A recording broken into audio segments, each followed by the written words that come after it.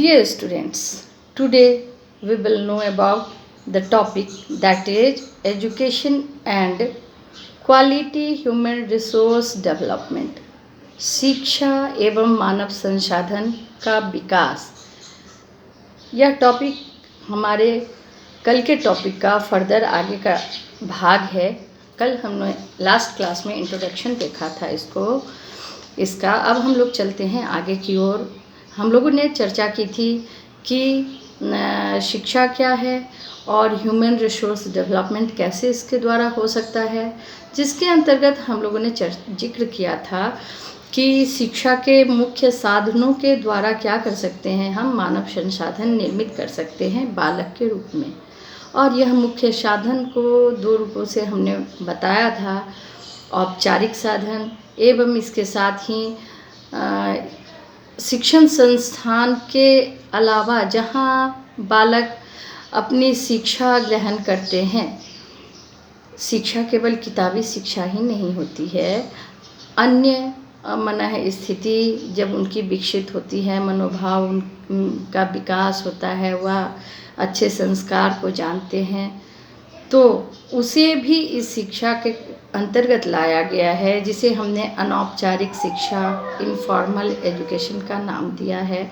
तो सबसे पहले हम देखेंगे कि ह्यूमन रिसोर्स डेवलपमेंट के लिए किस प्रकार से औपचारिक शिक्षा, फॉर्मल एजुकेशन आवश्यक है। Education and quality human resource development की चर्चा हम लोग कर रहे हैं। उसके अंतर्गत हम लोग अभी देखेंगे सावधिक, जिसे हम सक्रिय शिक्षा कहते हैं या औपचारिक शिक्षा कहते हैं या इंग्लिश में फॉर्मल एजुकेशन कहते हैं। तो भविष्य के मानव संसाधन तैयार करने हेतु इन फ्यूचर जो ह्यूमन रिसोर्स तैयार करना है, वो किन से शिक्षण संस्थानों में जो वर्तमान के ह्यूमन रिसोर्स पर्सन हैं उनके माध्यम से। तो विद्यालय व शैक्षणिक संस्थानों के वह कर्मचारी हैं जो भविष्य के ह्यूमन रिसोर्स पर्सन बालक तैयार करते हैं, और उसके अंतर्गत प्रिंसिपल से लेकर नॉन टीचिंग स्टाफ सभी आते हैं। तो वह हैं principal, teacher, office workers, 4th grade workers, librarian, guidance and counselling officer, teachers of specific department, that is coach भी एक शिक्षक ही होते हैं, कोच इत्यादि उसके अंतर्गत शामिल हैं।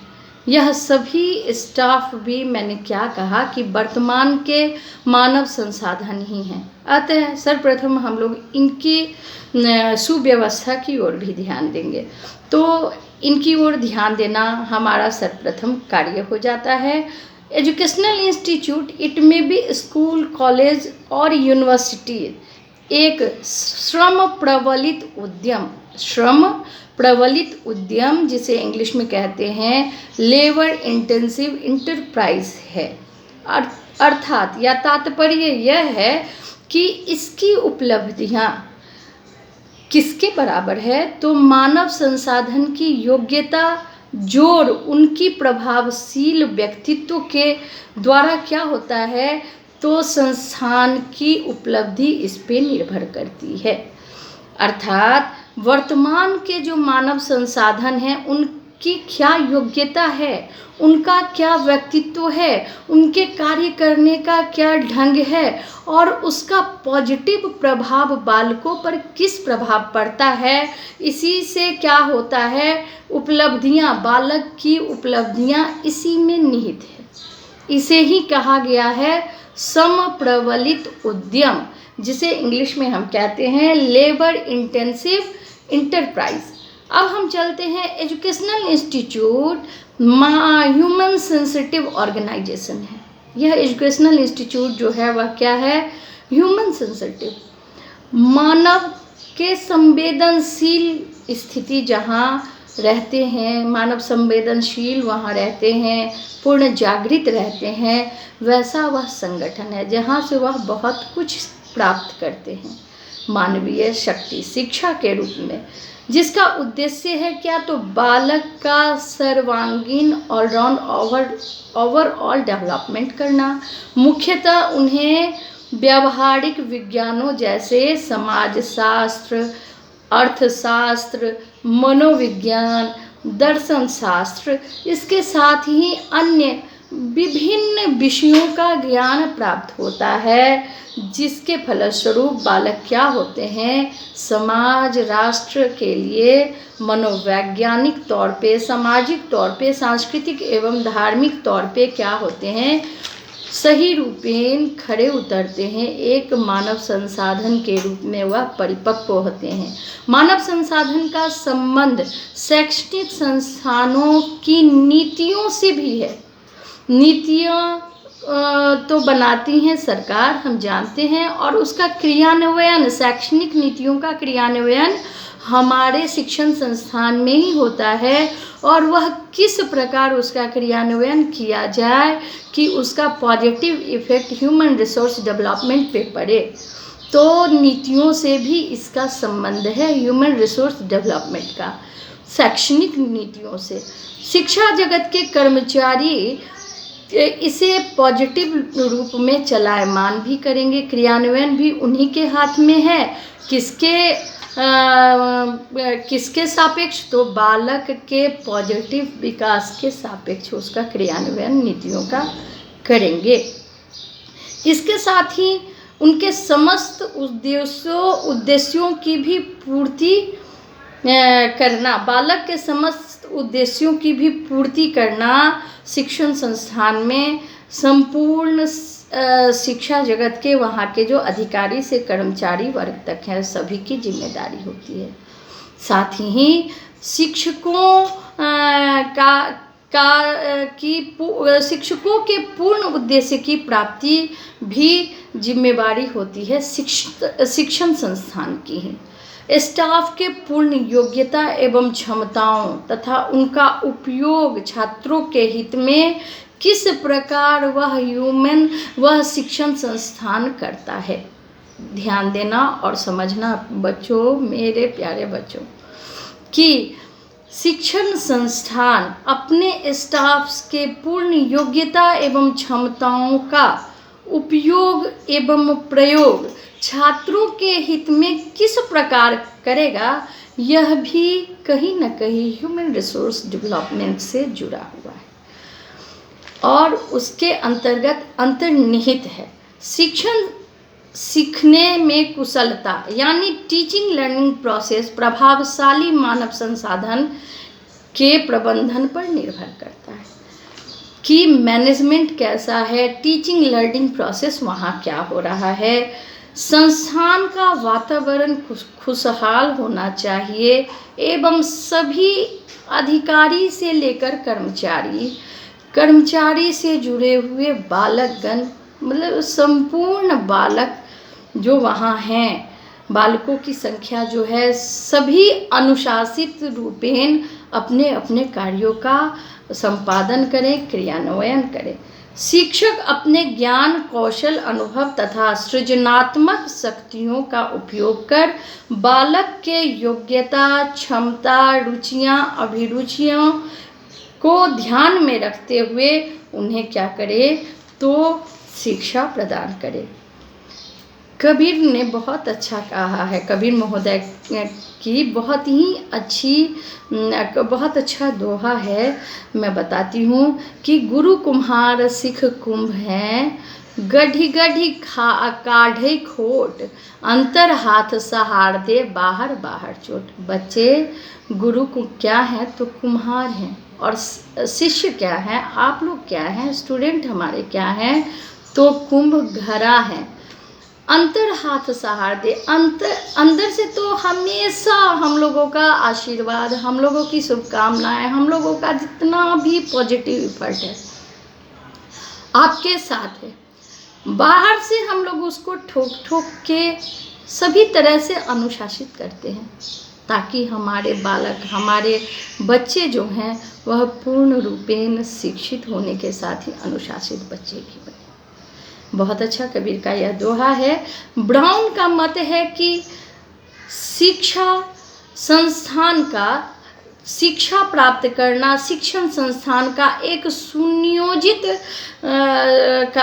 सुनियोजित जिम्मेदारी है। संस्थान में बालक को शिक्षा सुनिश्चित रूप से जानबूझकर नियमित तौर पर योग्य शिक्षकों द्वारा दी जाती है।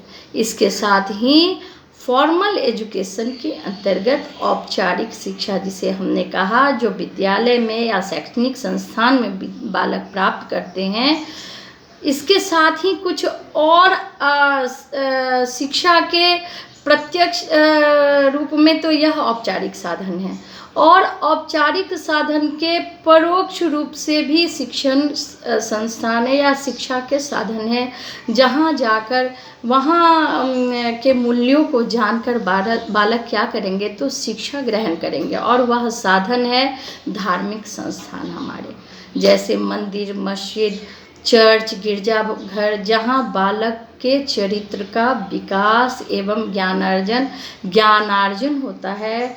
धार्मिक ज्ञानार्जन कहे, सांस्कारिक संस्कार युक्त ज्ञानार्जन कहें, शिक्षा के माध्यम द्वारा। साथ ही संग्रहालय, म्यूजियम जिसे कहते हैं, वहाँ भी बालक को विभिन्न प्रकार की वस्तुओं, जीव जंतुओं तथा ऐतिहासिक लेखों द्वारा ज्ञानात्मक,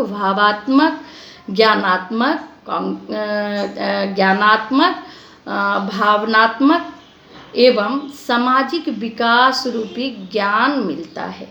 इसके साथ ही पुस्तकालय, लाइब्रेरी, जो एजुकेशनल इंस्टीट्यूशन में भी होता है, और बाहर भी कहीं कहीं अच्छे पुस्तकालय होते हैं, जो एजुकेशन इंस्टीट्यूट से बाहर भी रहते हैं स्थित, तो वहाँ बालक विभिन्न प्रकार की पुस्तकों, समाचार पत्रों तथा पत्रिकाओं द्वारा बौद्धिक विकास करते हैं। तथा आर्ट गैलरीज जाकर भी बालक कलात्मक चित्रों को देखकर साहित्य तथा कला के प्रति अपनी अभिरुचि बढ़ाते हैं एवं ज्ञान प्राप्त करते हैं। बच्चों, अभी हमने शिक्षा के साधनों को इसलिए बताया कि इन्हीं साधनों को जानकर, इन्हीं साधनों को अपने अंतर्निहित बनाकर बालक क्या करते हैं, तो एक उचित मानव संसाधन के रूप में अपने आप को सुयोग्य बना पाते हैं। अब हम लोग चलेंगे शिक्षा के अनौपचारिक शिक्षा की ओर, जिसके द्वारा बालक के मनः स्थिति पर, जिसका प्रभाव बालक के मनः स्थिति पर हमेशा पड़ते रहता है। और इसे अनौपचारिक शिक्षा के इन साधनों को ही हम लोग इनफॉर्मल एजुकेशन को कहते हैं या आवधिक शिक्षा कहते हैं। निष्क्रिय साधन है। सक्रिय रूप से तो बालक जानते हैं कि मैं स्कूल जाऊंगा, मैं शिक्षण संस्थान जाऊंगा, मैं कॉलेज जाऊंगा और जाऊंगी, वहाँ मैं शिक्षा प्राप्त करूंगी। लेकिन निष्क्रिय भी बहुत सारे साधन हैं जहाँ वह क्या करते हैं, विभिन्न तरह के शिक्षा ग्रहण करते हैं, ज्ञान अर्जन करते हैं। यह परिवार है, समुदाय है, धर्म है, राज्य हैं, कंप्यूटर सरीखे यंत्र हैं। अब और मैं आईसीटी के बहुत सारे यंत्रों का नाम नहीं ले रही इसमें। इसके साथ ही सिनेमा, टेलीविज़न, प्रदर्शनी, समाचार पत्र आदि ऐसे तत्व, एलिमेंट हैं, कंपोनेंट हैं, जो बालक को हर प्रकार का वातावरण, हर प्रकार की विशेष वातावरण से अवगत कराते रहता है या हर प्रकार का विशेष वातावरण प्रदान करता है। बस निगरानी एज ए अभिभावक, एज ए परिवार के सदस्य, माता पिता, समाज के लोग, समुदाय के लोग, बस निगरानी यह रखना है कि उपरोक्त साधनों से बालक उपरोक्त साधनों का पॉजिटिव रूपेण व्यवहार करते हैं या उन साधनों का उन पे पॉजिटिव रूपेण प्रभाव पड़ता है व निगेटिव रूपेण। जैसे कि मैं बताती हूँ, उदाहरण के तौर पे टीवी सीरियल बालक देखते हैं। अभी महाभारत चल रहा है और महाभारत बच्चे देखते हैं। वहाँ कुछ ऐसे तथ्य भी इस संदर्भ आए हैं जो धार्मिक हैं और कुछ ऐसे संदर्भ भी आए हैं जो धर्म के विपरीत वहाँ कार्य किया हुआ है। तो अगर हम परिवार में बैठ के देख रहे हैं, बच्चे माता पिता के साथ देख रहे हैं, तो उन्हें हम किस तरह से समझाएं कि बच्चे यह धर्म से जुड़ा हुआ है, यह पॉजिटिव ज्ञान दे रहा है और यह क्या है, निगेटिव ज्ञान दे रहा है। यह बता रहा है कि ऐसे चीज़ों को नहीं करना चाहिए। ऐसे संदर्भ को हमें अपने मन स्थिति मन पटल पे नहीं उतारना चाहिए। तो यह क्या है, निष्क्रिय ज्ञान है जो हमेशा बच्चे को इनडायरेक्ट स्पीच के रूप में, डायरेक्ट स्पीच इनडायरेक्ट स्पीच होता है ना ग्रामर में, तो वैसे ही इनडायरेक्ट स्पीच के रूप में, इनडायरेक्ट वे में गार्जियन हमेशा अपने बच्चों को देते रहते हैं। ब्राउन का अखंड विश्वास है कि अनौपचारिक साधनों के माध्यम से, यथा हमने कहा ना, अनौपचारिक माध्यम में सर्वोपरि स्थान आता है बालक के परिवार का, माता पिता का। तो उनके माध्यम से बालक को प्रेम, दया, सहानुभूति, सहयोग, त्याग, परोपकार, सहिष्णुता, कर्तव्य पालन तथा आर्थिक सिद्धांतों की भावना जानने को मिलता है, सीखने को मिलता है और उसे व्यवहार में बालक कैसे ले पाए वहाँ मिलता है, वह देखने को मिलता है। खेल समूह, वाद विवाद तथा विचार विनिमय का अर्थ होता है विचारों का आदान प्रदान करना, के द्वारा बालक के ज्ञान में क्या होती है, वृद्धि होती है तथा सामाजिक प्राणी होने के नाते बालक समाज अथवा राज्य से सामाजिक शिक्षा इस तरह से क्या करते हैं, ग्रहण करते हैं। इसके साथ ही बालक व्यावसायिक एवं अव्यावसायिक साधनों से भी शिक्षा ग्रहण करते हैं जो उनके विकास में क्या होता है, सहायक होता है और उन्हें उचित उपयुक्त मानव संसाधन के रूप में क्या करता है, गढ़ता है भविष्य में। अब हम लोग चलते हैं, देखते हैं कि मानव संसाधन रूपी संपदा के गुणवत्ता बढ़ाने के क्या क्या उपाय हैं, हम क्या करें, सरकार क्या करे कि ह्यूमन रिसोर्स डेवलपमेंट के क्वालिटी क्या हों, बढ़ें, उसके क्वालिटी में क्या आए, बढ़ोतरी हो। तो बालक के शिक्षा की गुणवत्ता को प्रभावित करने वाले कई कारक हैं। देश के शिक्षा संबंधी सभी अध्ययन एवं सर्वेक्षण इंगित करते हैं कि वर्तमान शिक्षा प्रणाली व्यवस्था जो है ना स्टूडेंट्स, वह उस शिक्षा प्रणाली के सापेक्ष कई विद्यार्थियों का ज्ञान स्तर या मन स्थिति ऐसी है जो उनके अकॉर्डिंग नहीं हो पाता है। तात्पर्य यह है कि शिक्षा के स्तर की तरह सामान्यतः स्टूडेंट का ज्ञानात्मक सोच विकसित नहीं है वर्तमान में। इसके लिए सीधे शिक्षकों को दोषी ठहरा दिया जाता है और यह वास्तविकता को स्वीकार नहीं किया जाता कि स्कूल व कॉलेज का बुनियादी ढांचा, स्ट्रक्चर और शिक्षकों के प्रशिक्षण संस्थान को भी क्या करना होगा, उचित करना होगा। देश में बहुत से विद्यालय अभी भी ऐसे हैं जहां शिक्षकों की संख्या गिनी चुनी है। वहाँ तो बहुत सारे स्टूडेंट्स हैं उस विद्यालय में, लेकिन शिक्षकों की संख्या क्या है, गिनी चुनी है। तो एक आध 2-3 शिक्षक अगर रहेंगे और वहाँ बच्चों की संख्या अगर 300 है, 200 है, तो वह क्या पढ़ा पाएंगे और बच्चे कितना तक पढ़ पाएंगे, यह सोचने वाली बात है। इसके साथ ही शिक्षण संस्थान की गुणवत्ता में भी सुधार लाना होगा। शिक्षण संस्थान की गुणवत्ता में सुधार के सकारात्मक अभियान में सभी की सक्रिय भूमिका एवं सहयोग लेने की आवश्यकता है। इस अभियान में सरकार, नागरिक, समाज, सामाजिक संगठन, विशेषज्ञ, माता पिता, सामुदायिक सदस्य एवं बच्चे को भी शामिल करना है और सबको एकजुट होकर के मेक इन इंडिया है ना, उसी तरह से टीम इंडिया का रूप बना करके इस ओर ध्यान देना होगा कि मानव संसाधन का विकास किस प्रकार से किया जाए। यह समय है जब कच्चे मानव संसाधन की शिक्षा गुणवत्ता में सुधार की जाए। इसके साथ ही शिक्षण विधियों, मेथड क्या है, प्रशिक्षण क्या है, टीचिंग प्रोसेस क्या है एवं परीक्षण की विधियां क्या हैं, इसमें भी सुधार लाने की ज़रूरत है।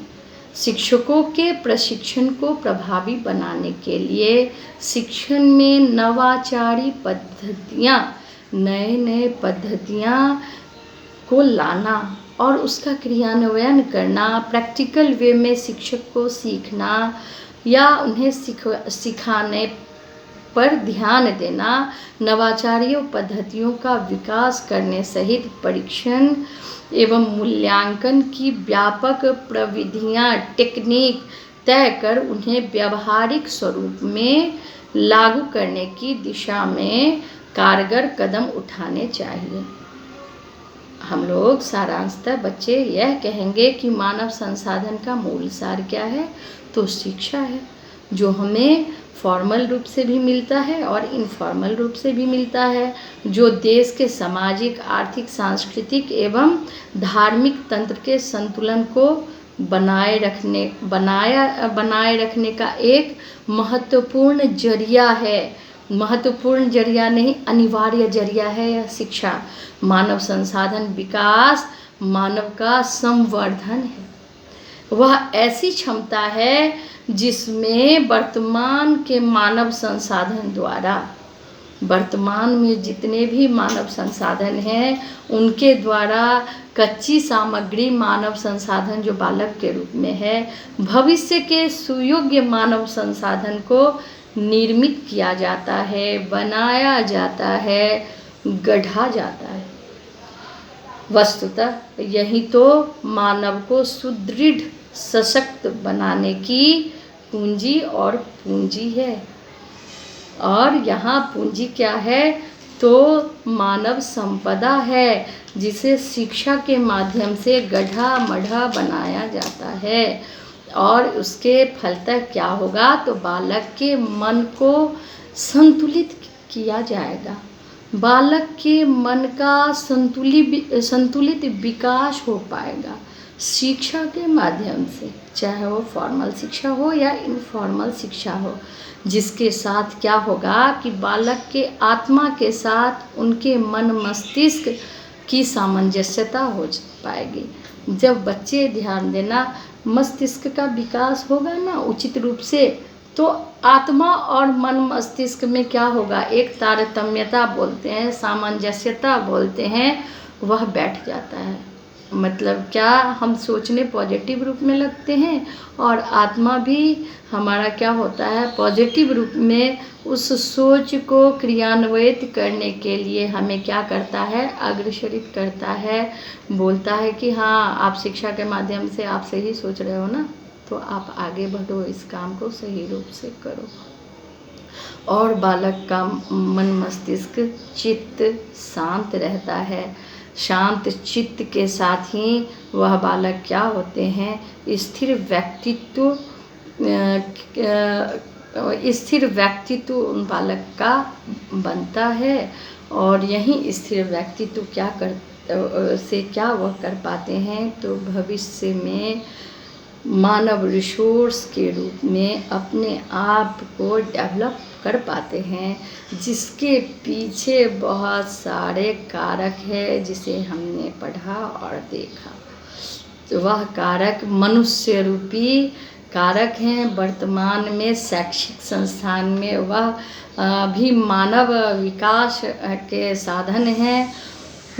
और अनौपचारिक रूप में बालक जहाँ जहाँ जाते हैं वहाँ से कोरोना वायरस की तरह, कोरोना वायरस अभी जहाँ जहाँ लगता है वो कोरोना वायरस फैल जाता है ना, इसी तरह से बालक जहाँ जहाँ जिनके साथ उठते बैठते जाते हैं वहाँ से वह कुछ न कुछ शिक्षा ग्रहण कर लेते हैं। बस शर्त यह है कि वह उसको पॉजिटिव वे में ले या निगेटिव वे में ले, या और यह कैसे पॉजिटिव वे में लेंगे या निगेटिव वे में लेंगे, यह कर्तव्य हम सबों को वहन करना है कि हम अपने बच्चों को क्या सिखा रहे हैं और कैसे सिखा रहे हैं और किस रूप से सिखा रहे हैं।